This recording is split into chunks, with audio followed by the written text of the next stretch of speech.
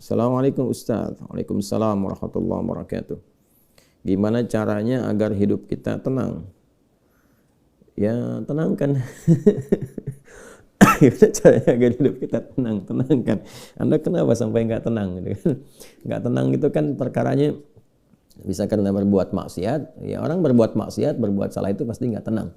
Atau karena, mohon maaf ya, terlalu banyak terbawa oleh urusan dunia. Sehingga kehidupannya dipaksa untuk mengerjakan berbagai aktivitas duniawi yang membuat dia terasa lebih sibuk, capek, lelah, sehingga tidak mendapatkan ketenangan yang dimaksudkan. Jadi kalau terlalu banyak ngejar dunia atau juga berbuat maksiat, maksiat dengan ngejar dunia itu berbeda. Ya, kalau maksiat itu sudah otomatis menyalahi ketentuan Allah. Nggak boleh mencuri, mencuri. Nggak boleh korupsi, korupsi. Nggak boleh berbohong, berbohong. Makanya ketika melakukan, hatinya menolak. Karena di antara makna fitrah itu dan fungsinya adalah cenderung kepada kebaikan. Jadi ada fitrah dalam jiwa kita, di kolbu kita, itu disebut dengan fitrah taqwa namanya. Ya, Quran surah 91 Asy-Syams ayat 7-10, wa nafsin wa ma sawwaha fa alhamaha fujuraha wa taqwaha. Nah, jiwa takwa ini yang mendorong kita selalu pada kebaikan. Ya, kejujuran, kesabaran, kemuliaan, dan menolak keburukan-keburukan. Karena itu kalau ada seseorang itu berkata yang tidak benar, dia berdusta, hati kecilnya pasti menolak. Itu nggak benar. Ya. Ada orang mau mencuri, misalnya kan, atau korupsi misalnya, atau terfikir berbuat yang nggak bagus, hatinya pasti menolak. Ada gejolak dalam dirinya. Nah, itu yang membuat dirinya nggak tenang. Nah, yang kedua, bukan maksiat, tapi terlalu banyak mengejar dunia, sehingga lupa dengan urusan akhirat, lupa dengan ibadah. Ya, dia bekerja formal, benar, dia nggak menyalahi aturan, dia nggak korupsi, tapi dia berangkat dari gelap, pulang gelap lagi, menempuh perjalanan, kerja lagi, kena kemacetan. Nah, itu potensial akumulasi ini menimbulkan kepenatan, kegelisahan, capek, lelah, sehingga muncul pencarian-pencarian. Nah, itulah dunia. Itulah dunia. Walaupun saat dia mengerjakan itu, dia mengerjakan tidak dalam konteks bermaksiat. Tapi karena terlampau lelah mengerjakan itu dan penat, nah, rohnya kan menuntut. Di tubuh kita kan ada 3 bagian.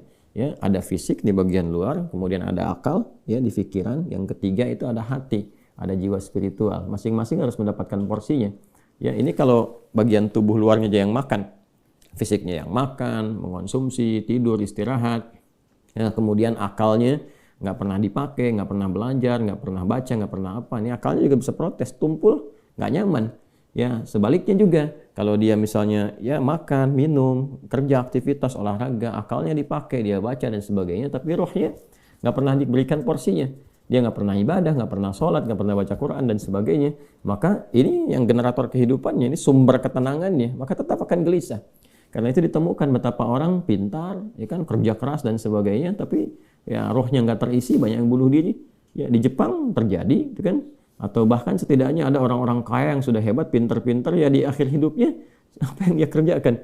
Ya cuma datang terapi, nanam kangkung, nanam cabai gitu kan, datang ini untuk mencari ketenangan karena rohnya nggak terisi. Maka Islam alhamdulillah ya agama yang sangat komplit, memberikan pencerahan sekaligus arahan dan pedoman dalam berkehidupan. Fisiknya dituntun, pikirannya juga dimotivasi untuk terus ditingkatkan, pintar sampai ke level yang tertinggi, dan rohnya diberikan porsinya untuk menunaikan ibadah sehingga mendapatkan asupan-asupan menu bagi rohnya. Makanya di kita kan ada sholat, ada puasa, gitu kan? Nah, kemudian ada baca Quran, itu untuk kebutuhan rohiyah kita, untuk memberikan ketenangan.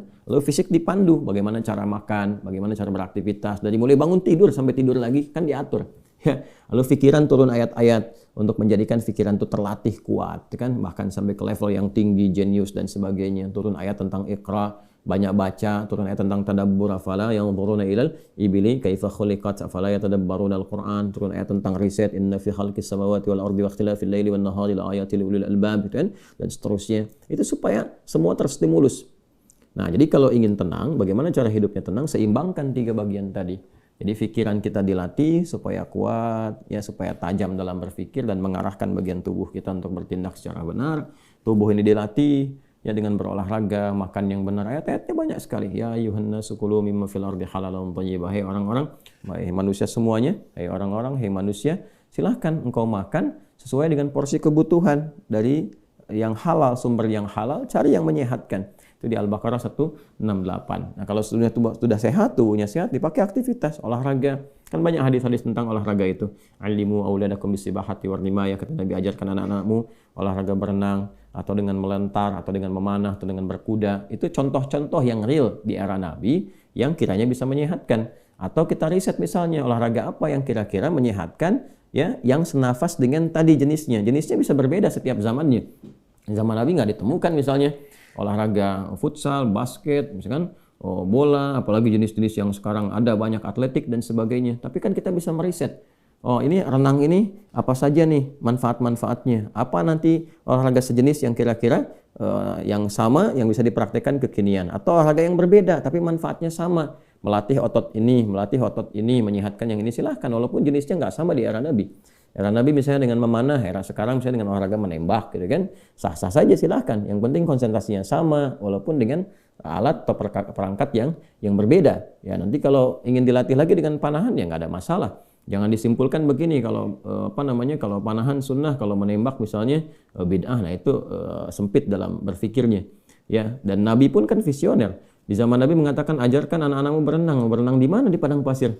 Ya kan? Kan tidak mudah mendapatkan tempat renang, ya kan?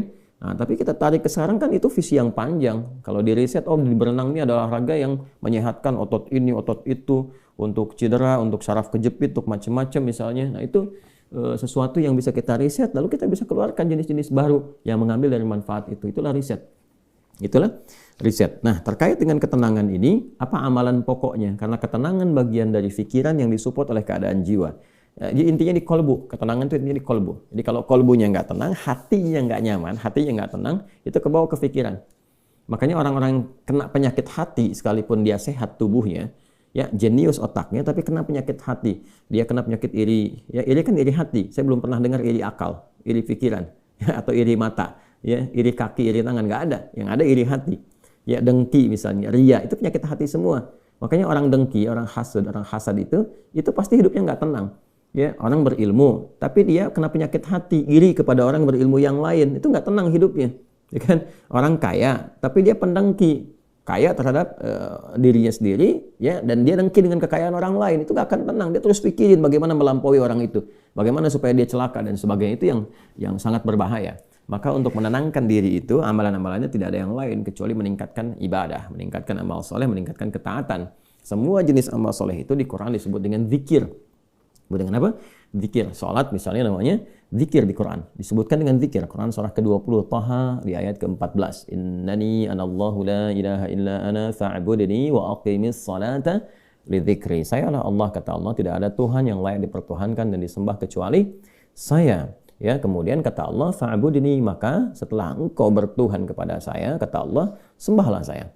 Nah, ini kalimat yang paling jelas sekali, nggak ada ambigu, terang, menyebabkan kita memahami bahwa ini kebenaran risalah Islam dari aspek ketuhanan. Ya, silakan Anda komparasikan. Ya, saya sejauh ini saya mengkomparasikan, melihat, membandingkan, saya tidak menemukan kecuali di Islam yang di dalam kitab suci mengatakan langsung Tuhannya langsung, ya, yang berkata saya Allah, kata Allah itu kan, ya, tidak ada Tuhan selain saya. Itu tegas sekali. Ya, menyebutkan saya Allah, nggak ada Tuhan selain saya, sembah saya. Dan biasanya kalau ada kalimat atau informasi yang pede jelas disampaikan, itu menunjukkan kekuatan dan kebenaran. Kekuatan dan kebenaran, karena Allah dengan sendirinya, dia kan meyakinkan, ya, kita semua dengan menegaskan sifatnya tegas. Dan karena memang ketuhanan itu hanya dimiliki oleh Tuhan yang benar. Dan karena Tuhan yang benar itu mengatakan sayalah Tuhan, dengan pede mengatakan sayalah Allah, ya nggak ada Tuhan selain saya. Nggak mungkin ada klaim demikian kecuali dari yang memang benar, yang memang pede mengatakan itu, ya, karena benar, karena hak di situ. Ya, dan kemudian fa'budni, sembahlah saya. Ya, sembahlah saya. Dan kemudian dijelaskan menyembahnya bagaimana. Itulah indahnya dalam Islam. Tauhidnya diatur, ya, tentang Tuhannya. Dan kalau Anda misalnya begini, saya logikakan sederhana, ya. Orang-orang kan kalau nggak pakar, nggak punya kemampuan atau nggak sesuai dengan kualifikasinya, nggak mungkin mengatakan itu kan. Ya, ada orang mengatakan misalnya saya adalah pesilat. Mana yang mau bertarung misalnya kan, atau beruji tanding dengan saya. Kalau dia bukan pesilat, nggak mungkin dia bisa mengatakan itu. Ternyata dia bukan pesilat misalnya kan, dia cuma pesilat lidah gitu kan, bukan pesilat tangguh, dan nggak mungkin dia pede mengatakan demikian. Ya, sayalah ahli kungfu misalnya kan, silahkan ada yang ingin tanding mengetes di kungfu. Kalau dia bukan ahli kungfu nggak mungkin mengatakan demikian. Nah, ini Allah mengatakan dengan jelas, sayalah Allah, nggak ada Tuhan selain saya, sembah saya. Nah, bisa nggak ditemukan misalnya dimanapun tuh, termasuk di kitab-kitab yang disucikan, temukan. Ada nggak Tuhan yang mengatakan sayalah Tuhan, ya kan? Disebut namanya, sembah saya. Kalimat itu temukan. Ya, di Quran jelas. Kemudian fa'budni, sembah saya, wa aqimis shalah, dan tunaikan salat. Cara menyembah saya itu dengan menunaikan salat. Dan diatur. Ini indahnya dalam Islam tuh. Ya. Kemudian ditegaskan, saya Allah, saya Tuhan. Kemudian nggak ada Tuhan selain saya, kata Allah. Kemudian sembah saya. Cara menyembahnya pun diatur. Namanya salat. Cara mengerjakannya begini. Ya, lalu diutuslah Nabi Muhammad SAW untuk mengajarkan dari awal sampai akhir, dari gerakan sampai bacaan, dari mulai hukumnya diajarkan. Ya, dari cara menghadap ke arah mana, kemudian bagaimana caranya, ya, dari mulai berwudunya bahkan sampai dengan selesainya. Ya, ini menunjukkan bahwa risalah agama ini benar. Nggak mungkin kan diada-adakan demikian. Gimana cara bisa merekayasa seperti itu terjadi? Nggak mungkin. Ya, ini dari awal sampai akhir dan nggak ada kreativitas di situ. Nggak ada kreativitas dan semua sama. Ya, orang Arab demikian, yang bukan Arab demikian. Ya, jadi nggak ada ceritanya misalnya di Arab pakai bahasa Arab, di Indonesia pakai bahasa Indonesia. Ya, di Indonesia, di Sumatera pakai bahasa Sumatera misalnya, di Jawa pakai bahasa Jawa. Tidak. Ya, Quran mau dimanapun pakai bahasa Arab, sholat dengan cara yang sama, menghadap tempat yang sama. Tapi terkait dengan pertanyaan ini, teruskan ayatnya, wa aqimis sholata lidzikri, tunaikan sholat kepadaku, kan, sebagai zikir. Jadi sholat itu disebut dengan zikir. Berdoa juga zikir. Ya, doa juga zikir. Quran surah ke-7 ayat 205. Wadhkur rabbaka fi nafsika tadarruan wa khifatan wa dunal jahri minal qaul, dan berzikirlah, berdoalah maksudnya. Zikir ini doa. Ya, berdoalah, mohon dengan sepenuh jiwamu, dengan ketenangan, gitu kan, mintakan kepada Allah dengan penuh ketenangan. Dan mohon dengan kekhusyuan, mohon dengan penuh harap supaya dikabulkan. Nah, silakan cek, bukankah saat berdoa itu ada ketenangan? Anda punya masalah, alih-alih Anda curhat di media sosial, gitu kan? Nah, kemudian Anda arahkan untuk berdoa dengan cara yang benar, Anda ke kiblat, wudu, minta dengan khusyuk. Bukankah saat berdoa tenang? Ya kan? Bukankah saat sholat itu Anda lebih tenang? Ya kan? Bukankah saat Anda baca Quran lebih tenang? Nah, baca Quran itu disebut dengan zikir, karena Qurannya disebut zikir. Quran surah ke-15 ayat 9. Inna nahnu nazzalna dzikra wa inna lahu lahafidhun. Kami telah turunkan Al-Quran sebagai zikir. Nah, Anda itu kalau baca Quran kan lebih tenang. Apalagi kadang terjadi begini, sedang punya masalah, terus kita buka mushaf, random acak tuh dibuka begini, tiba-tiba ayatnya sesuai dengan masalah kita. Gitu. Nah, baru baca aja udah tenang keadaan jiwanya. Ya, udah menyebut nama Allah baru bismillahirrahmanirrahim, sudah tenang. Ya, Quran surah ke-8 ayat kedua, innamal mu'minuna alladzina idza dzukirallahu wajilat qulubuhum wa idza tuliyat 'alaihim ayatuhu zadatuhum imanan wa 'ala rabbihim yatawakkalun. Ciri orang beriman itu kalau disebutkan nama Allah ada getaran, konfirmasi di jiwanya, dan kalau dibacakan kepada ayat-ayat Allah bertambah keimanan. Iman itu kan sumber ketenangan. Ya, makanya iman itu berasal dari kata al-aman, ulaika lahumul amnu, kan? Ya, alladzina amanu wa lam yalbisu imanahum bidzulmin, ya ulaika lahumul amnu, orang-orang yang beriman itu kata Al-Qur'an, dan kalau imannya benar, maka akan mendapatkan ketenangan dalam jiwanya. Nah, ini kalau dibacakan Quran ada ketenangan dalam diri kita. Kita dengar orang lain baca Quran aja udah tenang, apalagi kita baca sendiri, ya kan? Apalagi misalnya zikir, ya, zikir. Pas salat kita berzikir kan, amalannya disebut zikir, itu membuat kita tenang. Subhanallah, alhamdulillah, Allahumma antas salam, istighfar. Quran surah ke-4 An-Nisa ayat 103. Fa idza qadaytumus salata fadhkurullaha qiyaman wa qu'udan wa 'ala junubikum. Kalau Anda telah tuntas mengerjakan salat, maka berzikirlah. Ya, subhanallah, alhamdulillah, Allahu akbar, Allahumma antas salam, ya, dari astagfirullah dulu awalnya, kan? Nah, itu membuat diri kita lebih tenang, lebih nyaman. Nah, itu semua amalan tadi disebut dengan zikir. Karena itu disimpulkanlah di Quran surah ke-13 Ar-Ra'd di ayat ke-28 ketika Allah berfirman, ala bi dzikrillahi tatma'innul qulub.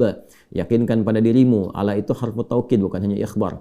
Huruf untuk menginformasikan sekaligus menguatkan informasi yang disampaikan. Saya tegaskannya, kata Allah, yakinkan pada dirimu dengan meningkatkan zikir kepada Allah, maka akan cenderung berdampak tenang kepada jiwa.